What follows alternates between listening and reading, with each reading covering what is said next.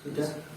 Baik, lanjut pada materi yang selanjutnya, yaitu mengenai pembahasan al-mubtada dan khobar. Nah, apa itu mubtada dan khobar? Nah, maka kita jelaskan pada kali ini, yaitu al-mubtada dan khobar. Al-mubtada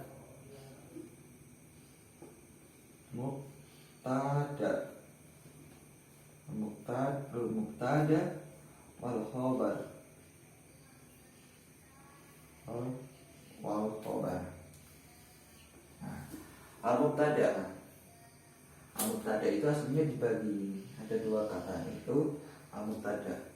Mubtada, nah, ini adalah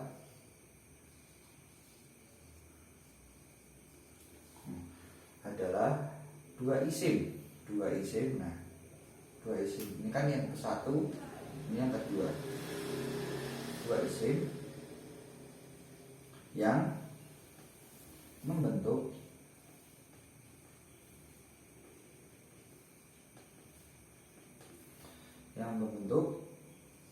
susunan jumlah ismiyah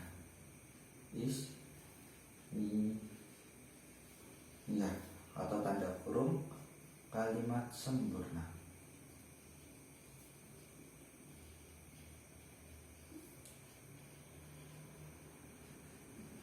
Nah, dari penjelasan kali ini kan sudah jelas.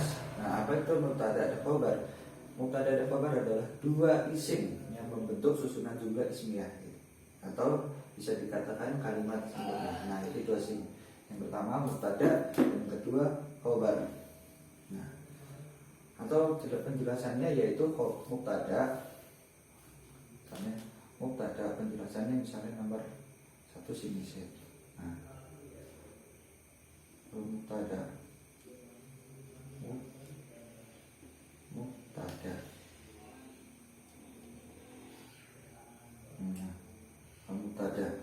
Mubtada misalnya itu adalah isim yang menerangkan, katakanlah yang menerangkan.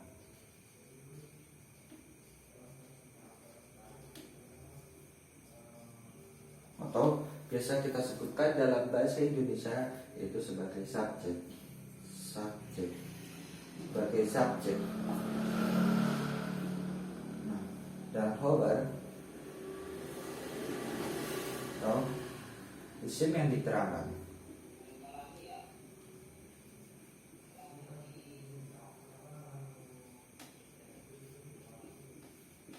Atau biasa kita sebut sebagai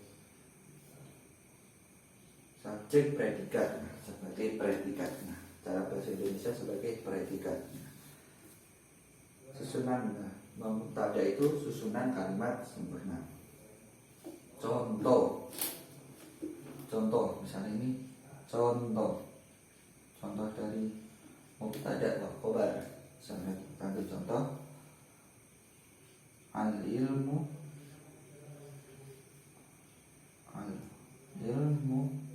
nafi'un.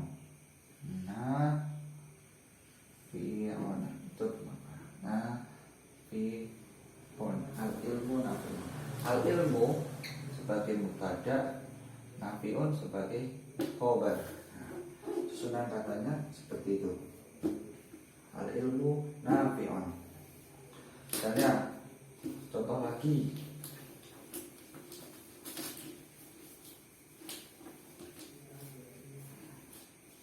contoh al-madrasatu.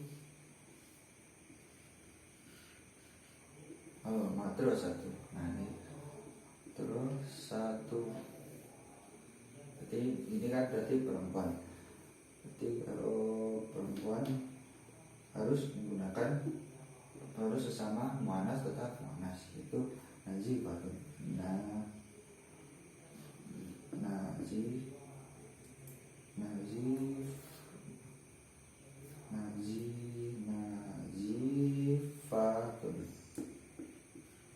Nah, nazifatun muannas harus ketemu sama muannas.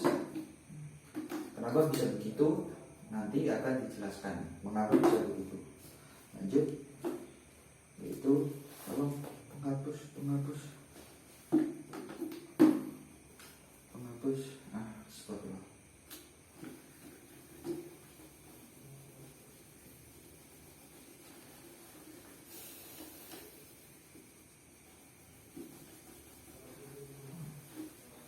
contoh mubtada dan khobar. Nah, mubtada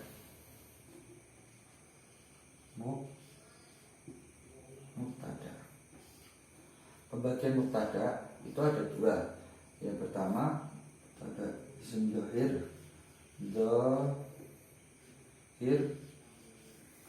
dan yang kedua mubtada isim dhamir. Nah, pembagian mubtada itu ada dua. Yang pertama mubtada isim dzahir, yang kedua mubtada isim dhamir. Dzahir itu bisa dikatakan dengan jelas. Dzahir itu jelas. Kalau terlihat jelas atau tidak. Dhamir itu kata ganti. Dhamir pembagian. Ini pembagian dari mubtada. Contoh misalnya dzahir. Contohnya kita ambil Allahu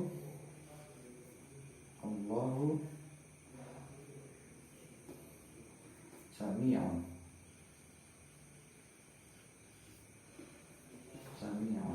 Nah, mubtada isim dhamir yaitu huwa mahirun.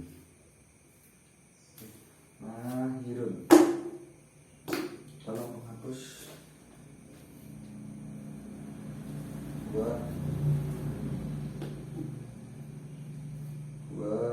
ganti saja huwa mudarrisun.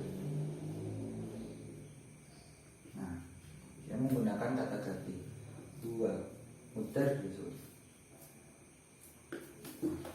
Kan sudah jelas. Dzahir itu biasa langsung menggunakan istilah nama. Nah, sedangkan dhamir itu menggunakan kata ganti huwa, bisa saja iya, bisa saja mana. Nah, lanjut pembahasan selanjutnya.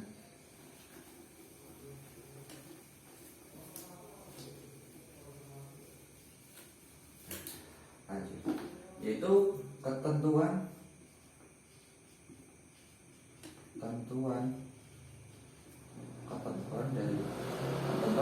dari mubtada dan khobar.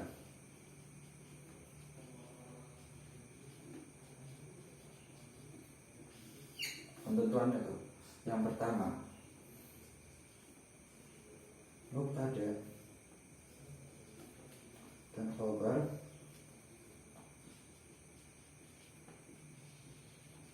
haruslah isim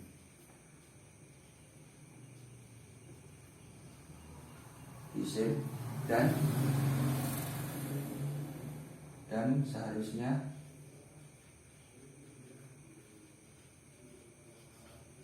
marfu atau dibaca rofa, marfu. Nah, ketentuan yang kedua.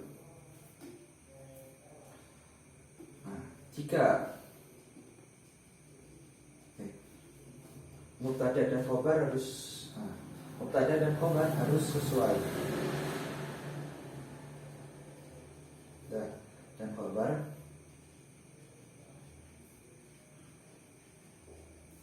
harus sesuai. Nah, maksudnya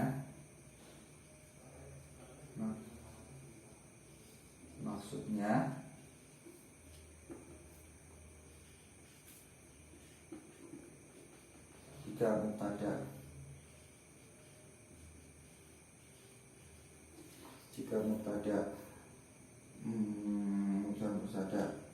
sana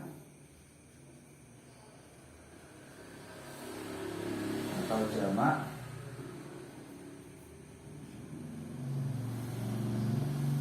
maka khobar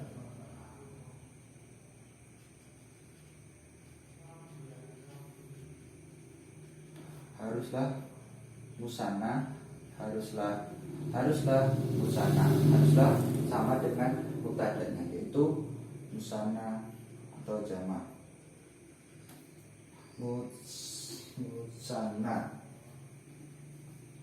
Musanna dan jamak.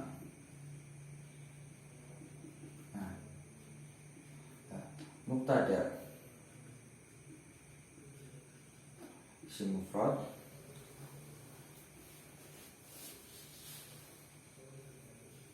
khobar juga isim mufrad. Misalnya mubtada muzakkar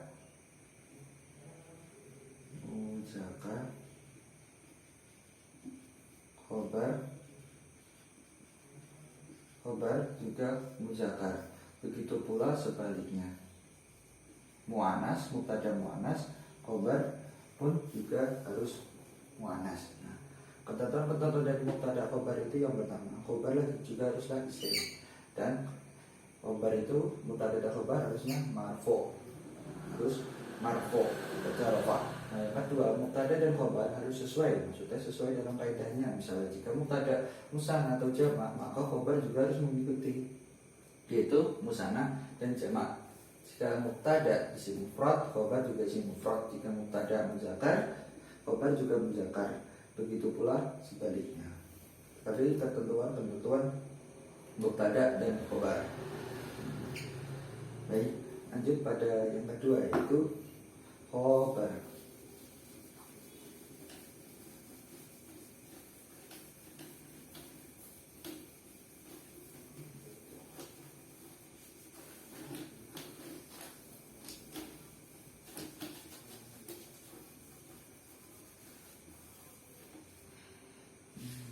Kedua itu tadi kan yang pertama pembagian mubtada. Nah, yang kedua khobar, pembagian.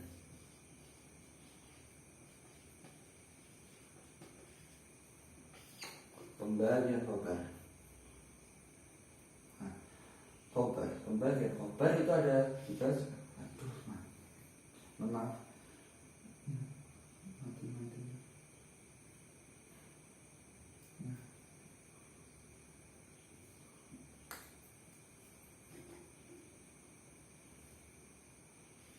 Ada dua, yaitu khobar mufrad, mufrad. Nah, khobar mufrad itu atau biasa dengan istilah kata. Mufrad itu selain kata berarti menggunakan kalimat atau jumlah, menggunakan jumlah atau kalimat. Khobar mufrad, khobar kata. Misalnya contoh dari khobar mufrad. Contoh dari khobar mufrad itu misalnya al-baitu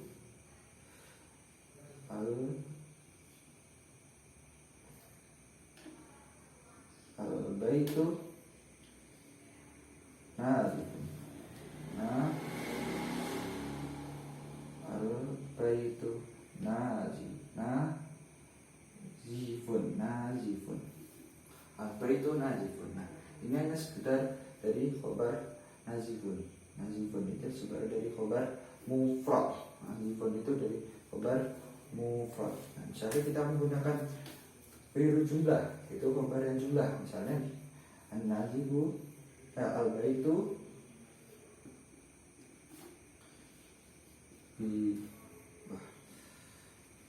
bila totun, yaitu bila totun nazifun.